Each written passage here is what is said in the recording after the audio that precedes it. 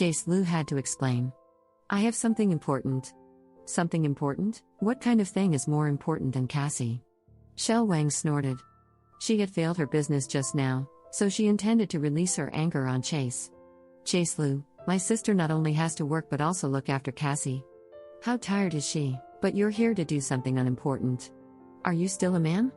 Chase's sister-in-law, Jeannie Lin, looked at Chase with disgust.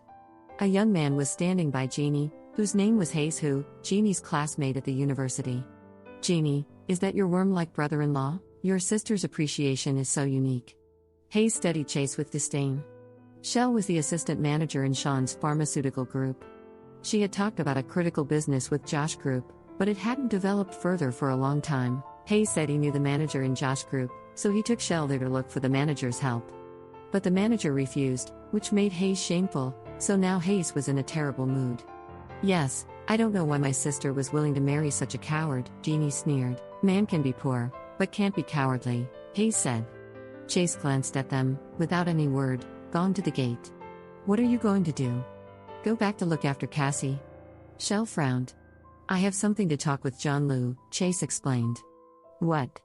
John Lu, do you want to be thrown out like a dog? Shell grabbed Chase. If Chase was thrown out, she would be shameful, as well. Mom, let me go. I really have to talk with John Lu. Chase frowned. Are you kidding me? John Lu is the richest man in our city, so what advantages do you take to look for him? Jeannie sneered. They both named Lu, so maybe their ancestors were from one family 500 years ago, Hayes laughed. Chase felt angry for their irony, but he couldn't argue with Shell, so he took out the phone and intended to call John. At this moment, a graceful woman in uniform came over. Shell released Chase, confused. It's General Manager Lu's secretary, Jeannie said. Maybe they have changed their attitude. She must invite us to go back and negotiate. Andy Shell, congratulations on the success of such a big contract you're going to make. Hayes flattered. Really? Shell looked excited. Sure enough, there are only us standing here, and we have talked with them just now, so she must come here to find us. Hayes nodded.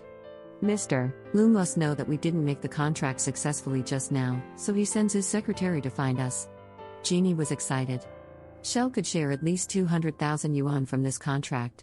Shell thought so she stepped forward with a smile. Hello, are you here? Shell's smile was frozen suddenly. The secretary didn't look at her at all but walked straight to Chase Lu. She bowed with a respectful smile. Mr. Lu, please come with me. Chase nodded, without seeing the three's expressions, going with the secretary. The three stood there, shocked and confused. Chase negotiated with John. He didn't want to forgive his father, but John refused to give him money without signing the contract to inherit the assets. Chase had to sign and then left with the money. He didn't care about how John would report this to Terrence Lu. Though he decided to inherit the assets, he's still unwilling to forgive Terrence. As he went into the ward, he found Milne came again, sitting closely by Jane and chatting with Cassie. Chase squinted, striding to the bed. Just as he was about to tell Jane those things, he saw Jane glared at him with fury. Chase Lu, where have you been? The nurse urged the expenses again just now. If it hasn't been for Manager Fan's help, Cassie would have been driven out, Jane shouted. She was so disappointed that at this critical time, Chase still kept his dignity and ran out regardless of his daughter. She was so blind to have loved such a person. Mommy, don't blame Daddy. Daddy is hard. Seeing they were about to argue, Cassie requested. Chase was wronged, but his anger was gone for Cassie's word. He squatted down to pat Cassie's head. Dear Cassie, I'm not hard. I've gotten the money, so you'll be fine soon. Really? Daddy, is that true? Cassie asked with surprise. Sure, Daddy never lied to you. Chase nodded. Great, Cassie will be fine. Mom, look, Daddy is a capable man. I didn't lie to you. Cassie smiled. Jane smiled, too.